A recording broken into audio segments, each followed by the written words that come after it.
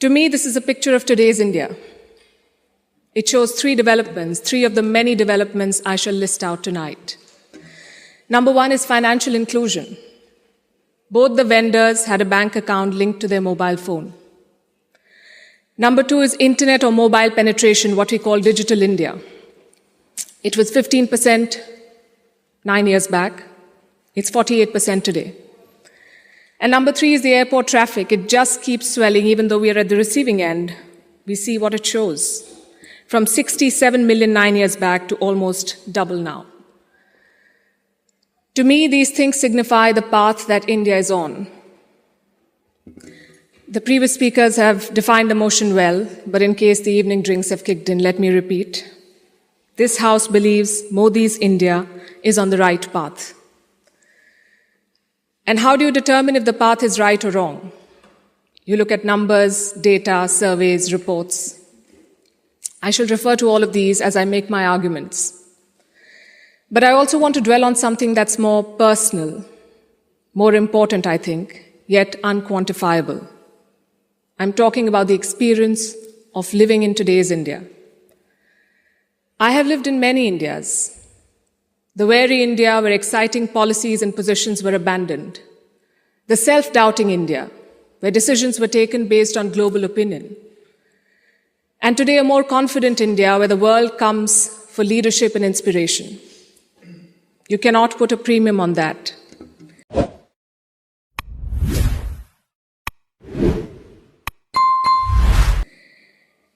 Indians are more prosperous at home and hence more confident abroad. Let me also tell you what I saw at the airport here in London, at the immigration counter.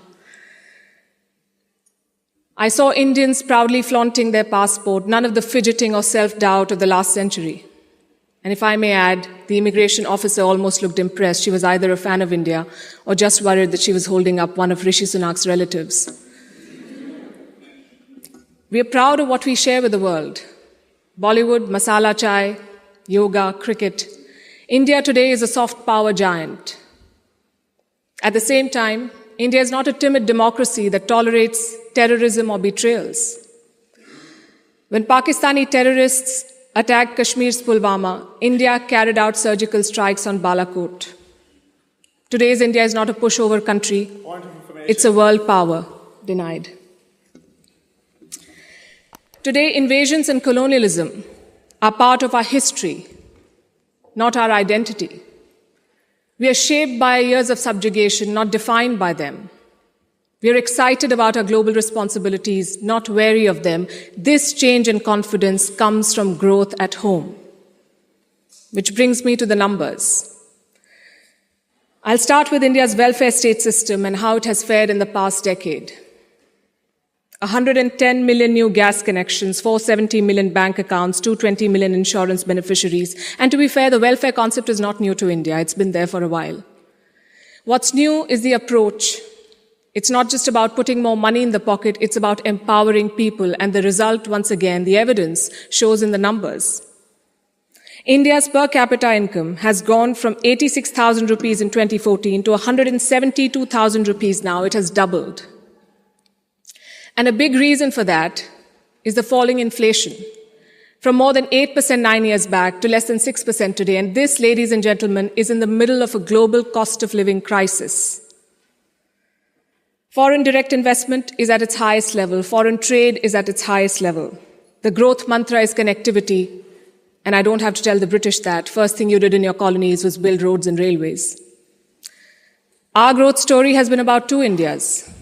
The urban India, the bustling urban India, and a sluggish rural India. Today, we are trying to connect the two. We are building more than 38 kilometers of highway every day, which is 50% more than what it was 7 years ago. The number of airports has doubled since 2014. The total capacity at seaports has doubled. This connectivity is what is driving India forward. You mentioned GST. Our constitution calls India a union of all states, which is a great tribute to our diversity. But it also meant 28 different state economies, different taxes, different trade practices. This government tried to unify it to create a single Indian market. It took time. But the result is this today. Tax collection is at its highest ever. The number of taxpayers has doubled since 2017. I have a lot of data I could go on, but you get the drift. So now I'm going to talk about India's global position. Because your path is also about your role in the world. Are you a troublemaker or a consensus builder? I think there is no doubt as to where India stands. India is a member of the Quad and the SCO. India is invited to the G7, but is also a member of the BRICS. India rubs shoulders with the West, but also leads the global South. Which other country can claim to juggle these roles? And how does India do it? Because we are not trying to play an outsized role in the world, we are trying to play the right role. In the Russia-Ukraine war, India has not taken sides. And I know it confuses a lot of people here, but back home the thinking is very clear. It is not in our national interest to pick sides and make things worse. India has excellent relations with Russia and the West, and we want to preserve that. It's like when your two good friends fight. Do you pick sides and make things worse? Or do you try to talk sense to them and bridge the divide? I know what a good friend would do. I see what India is doing. India has always been, or always tried, to be a part of the solution, not the problem.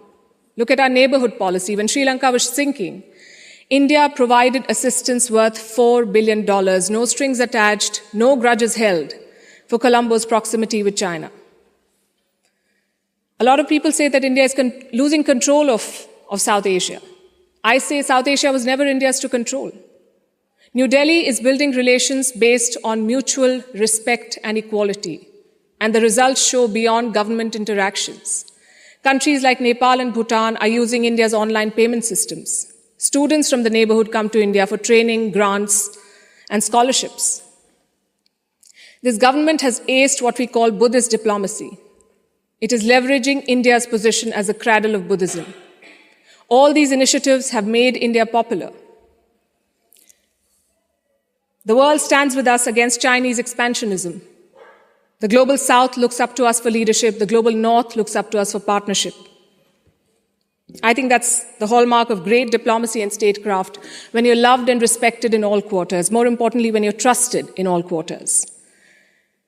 India repaid that trust during the COVID-19 pandemic. When the world forgot about morals and globalization, India sent 24 crore vaccines to 100 countries. And you saw the result of that in Papua New Guinea. When Prime Minister Modi landed there, their Prime Minister touched his feet. This was not a personal gesture to a leader. This was a vote of thanks to the entire country.